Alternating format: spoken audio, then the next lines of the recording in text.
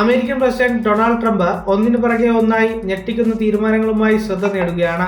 ഇപ്പോഴിതാ നിക്ഷേപകർക്ക് 35 വർഷം പഴക്കമുള്ള വിസയ്ക്ക് പകരമായി $5 മില്യൺ പൗരത്വത്തിലേക്കുള്ള പാതയിൽ ഗോൾഡൻ കാർഡ് വിസ വാഗ്ദാനം ചെയ്യാൻ പദ്ധതിയിടുന്നതായി ട്രംപ് പറഞ്ഞു.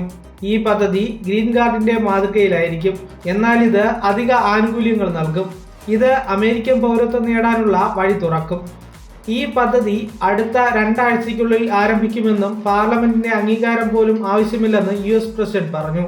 ഇതിനിടയിൽ റഷ്യയിലെ സമ്പന്നന്മാരായ ശതകോടീശ്വരന്മാർക്കും ഈ ഗോൾഡൻ വിസ വഴി അമേരിക്കൻ പൗരത്വം നേടാൻ കഴിയുമോ എന്ന ചോദ്യത്തിനും ട്രംപ് മറുപടി നൽകി. വളരെ നല്ലവരായ ചില റഷ്യൻ ശതകോടീശ്വരന്മാരെ തനിക്കറിയാം. അവർക്ക് ഗോൾഡൻ കാർഡ് കിട്ടുമെന്ന് കരുതുന്നതായും ട്രംപ് പറഞ്ഞു. ട്രംപിന്റെ ഈ പുതിയ golden card $5 million golden card യഥാർത്ഥത്തിൽ ഒരു തരം ഗ്രീൻ കാർഡ് ആയിരിക്കും. നിലവിലുള്ള EB-5 പദ്ധതിക്ക് പകരമായാണ് ട്രംപിന്റെ ഈ പുതിയ ഗോൾഡൻ കാർഡ് പദ്ധതി വരുന്നത്.